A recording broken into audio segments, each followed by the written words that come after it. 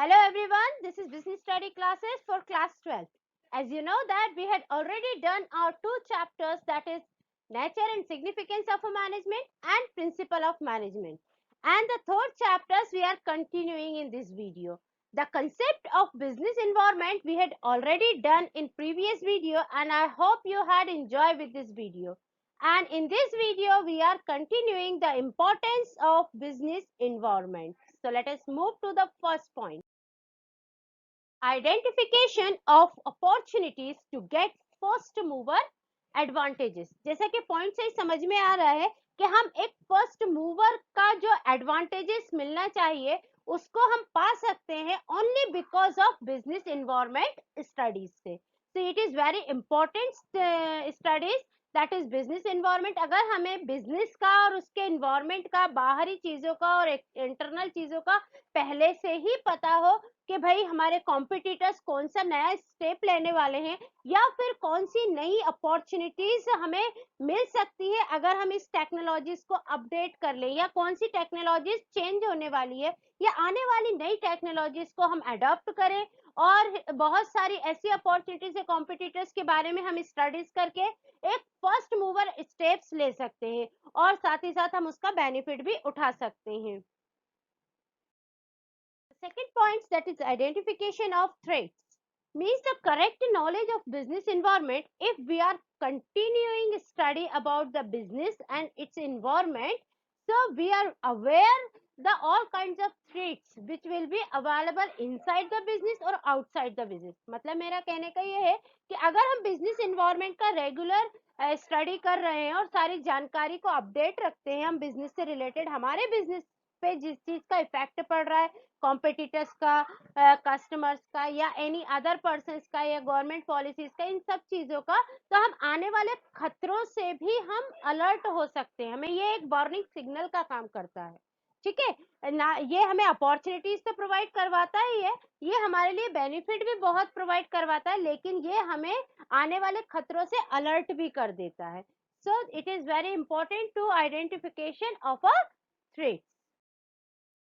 Now the third point, that is tapping useful resources. So the business environment made available various resources such as a capital, labor, machines, raw material, etc. to a business firm.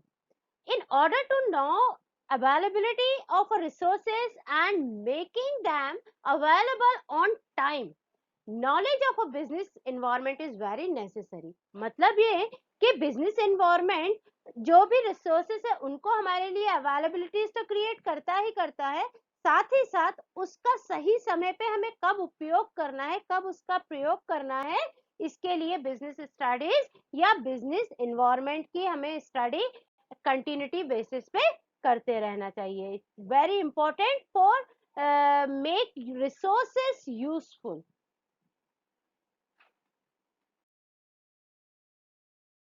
So the number point for 4 point, that is coping and rapid change.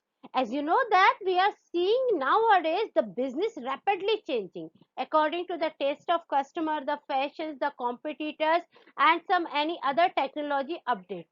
So इसके चलते जो business है वो बहुत fast changes होता जाता है.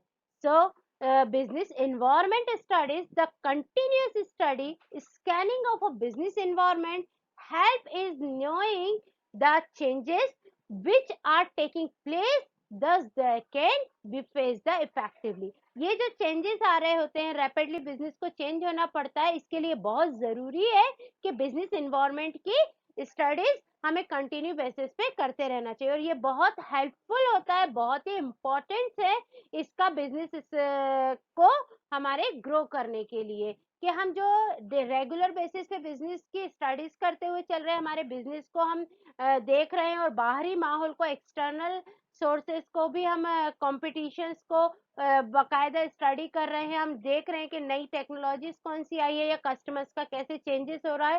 तो अकॉर्डिंग टू द चेंजेस हम अपने बिजनेस को भी चेंज फटाफट कर सकते हैं और कंपटीशन फेस कर सकते हैं. So it is very important to coping with rapid change. So this point, that is assistance in planning and policy formulation.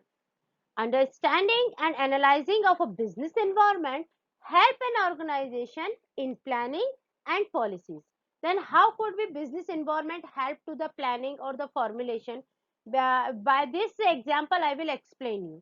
जो एक टूरिज्म कंपनी है वो क्या सोचती है कि मतलब हमें जो है अपने बिजनेस को स्टैब्लिश करना है बहुत जगह, और उन्होंने स्टडी किया इस चीज को लेकर के कि किसी दूसरी कंट्रीज में अगर हम अपना टूरिज्म की इंडस्ट्रीज को खोलते हैं या फिर हम स्टार्ट करते हैं, तो हर जगह स्टडीज करने के बाद उन्होंने बिजनेस स्टडीज या जो इन्वायरमेंटल स्टडीज के बेस पे उन्होंने जो रिजल्ट निकाला वो ये निकला कि इंडिया जो है, इंडिया में टूरिज्म इंडस्ट्रीज का बहुत ही ब्राइट फ्यूचर है, क्योंकि वहाँ की जो गवर्नमेंट है वो फॉरेन एक्सचेंज को मतलब फॉरेन एक्सचेंज को लेकर के बिजनेस करना चाहती है, उसके उसमें वो बहुत ही मतलब इंटरेस्ट लेते हैं उसके डेवलपमेंट के लिए कि बाहरी पैसा हमारी इंडिया में आए।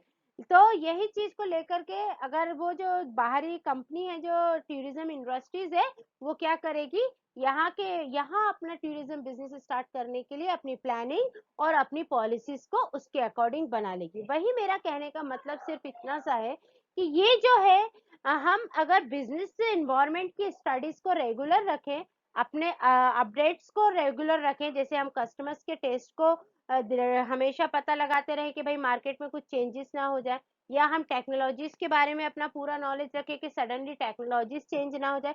तो ये जो स्टडीज है अगर हम इसको अपडेट रखते हैं, कंटिन्यू रखते हैं, तो इस बेसिस पे हम फ्यूचर्स के लिए पॉलिसीज बना सकते हैं और अपने बिजनेस को लेकर के प्लानिंग को भी तैयार कर सकते हैं। This is the basic things and which is very important for making planning and policy formulation.